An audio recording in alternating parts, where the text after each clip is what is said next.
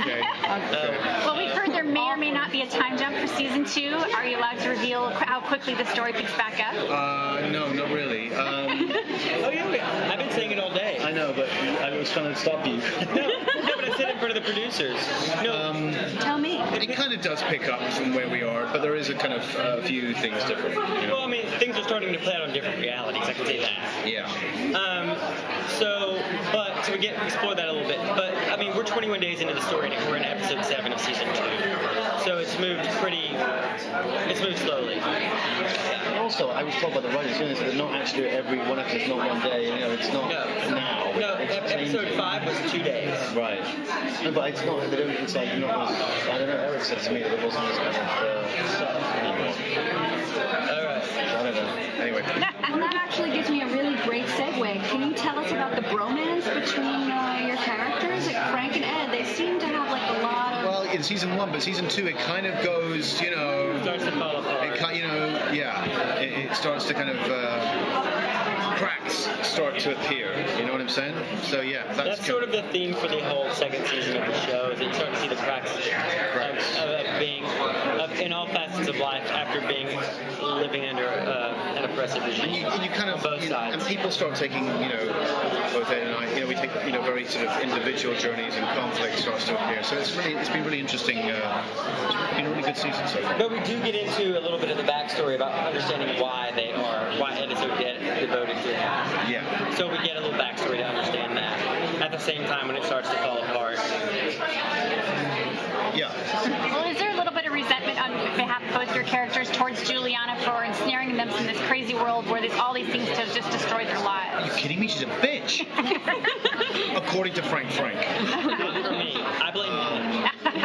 No, Ed blames him. No, totally. I mean, I'm Frank, my character, he is very, very, very upset and feels betrayed, I think he feels like he's, in season 1 we see him kind of doing everything. His whole life is revolved around her. He has given up a lot in his, from his point of view. And so season 2 he kind of takes control and steps forward and decides to try and find a path in his life for himself and to kind of work out the events of what happened in season 1 and deal with that, the loss of his family and how he approaches that. So that's kind of the theme of season 2 for Frank. But it sounds like it spun them all out in different directions. I would have thought that would have been a bonding experience for them. Sorry, say that again? It sounds like it spun them out in different directions, but it seemed like it should have brought them closer together. Well, life works in various weird ways, So we'll see. I think that the journey kind of, is fluid. Well, the reason why it spins them in different directions is because everybody's approaches their life from a different, like Ed loves safety. And this now safety net's gone. Like his life sucked, but he had a life that he was safe in. And then it changed. And when things start to change around you, you start to look for people to blame. And in his mind, there is blame. There is somebody who's not following the plan, who's putting himself at risk, and then putting the character at risk. So, I mean, there's no way that... I think it's also survival of the fittest. If you live in a world where...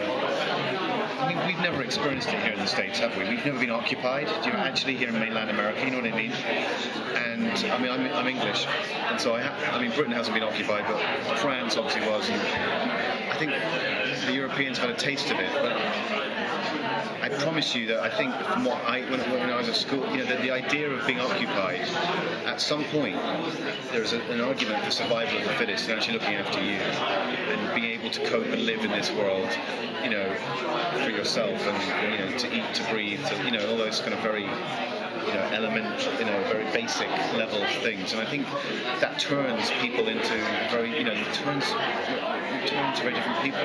So you're traveling with 5 of your best friends, and you all want to go to lunch. You have one common goal. We're all going to eat. Somebody wants pasta. Well, we had pasta 2 fucking weeks ago. Like that kind of thing. So everybody wants it, but they have a different idea how to achieve it. Yeah. That will fissure a group. That will crack a group. And apply that now to what's happening when you're under occupation. And we know we need to leave. We know something has to change. I have my idea how it can change. You have yours. It will alter the nature of the relationships. We love each other. We do.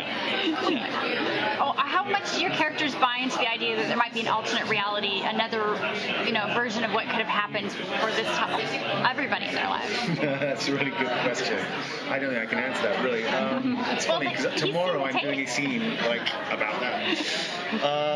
How much people? Well, from Frank, everything goes back to Juliana for him, and everything that's happened with Juliana, he kind of blames in season 1 really on the film roles. If it wasn't for her coming back with that reel at the very beginning, none of this would have damn happened. You know what I mean? So for him, he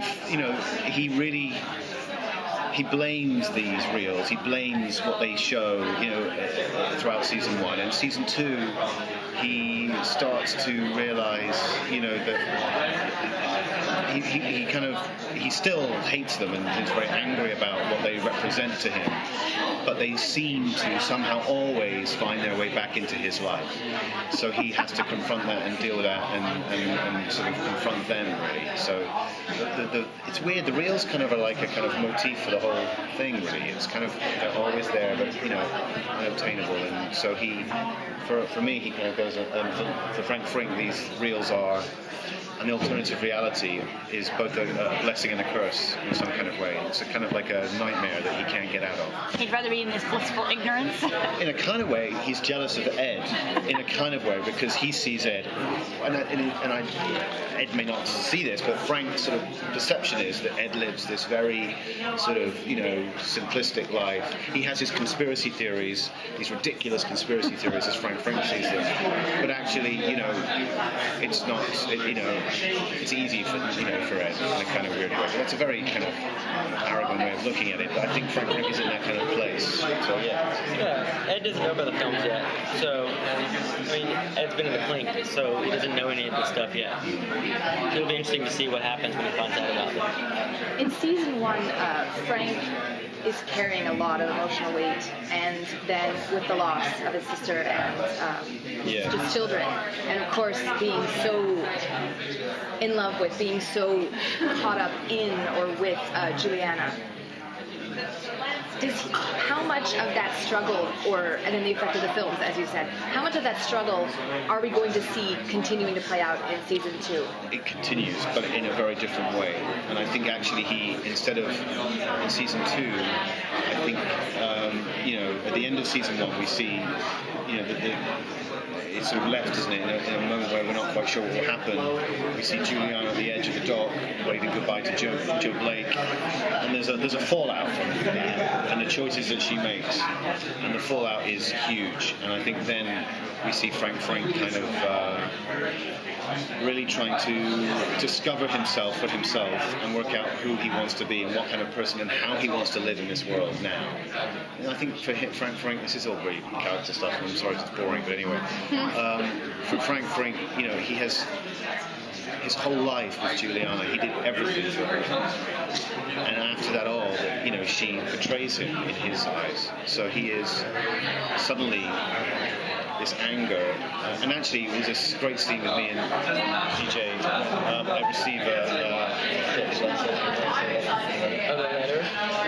I receive a letter, and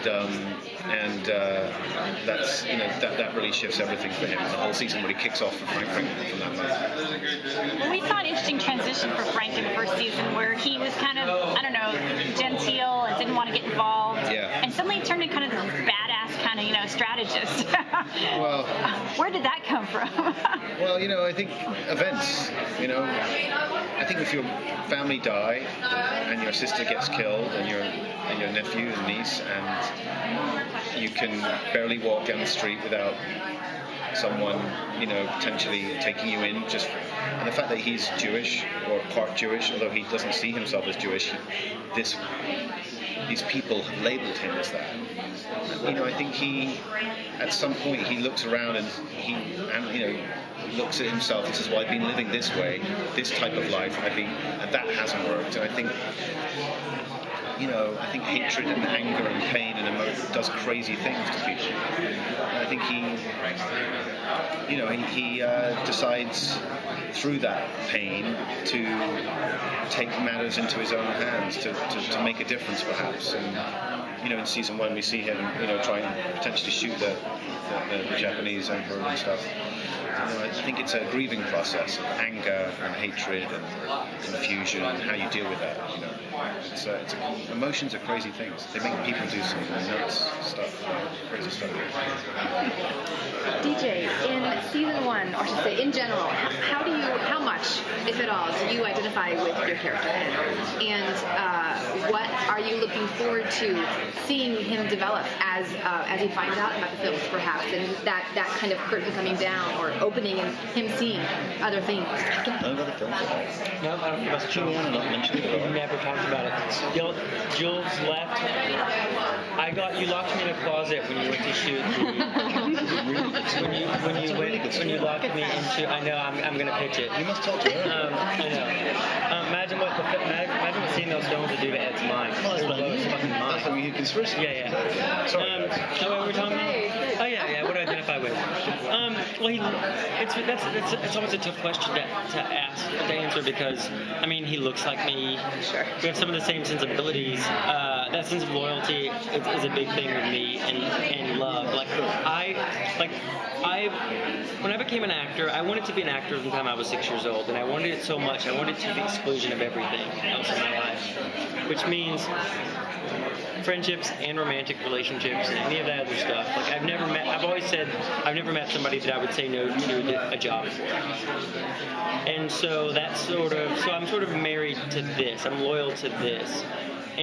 But with that, I sort of have those kind of love feelings that you would have for like a partner with my friends. Like I love my friends, and if I find out somebody is having financial troubles, it hurts me.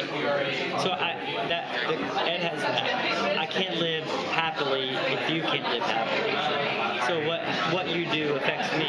It's also a kind of torturous martyr way to live that's not healthy, because if you're making bad choices for yourself, and if I can't help you make better choices, then I'm going to be miserable too. And so that's what's happening to Ed right now. It's like, well, I'm miserable because you're doing things, but I don't want to be miserable anymore. So he's at a point of just asking, now, what do I do? Where am I going to go next? And I don't know where he's going next. I hope it's to an awesome place. We'll leave you there, ladies. Yeah. Face to face with John Smith. He should be careful what he wishes for. I wonder if he's going to wind up in New York.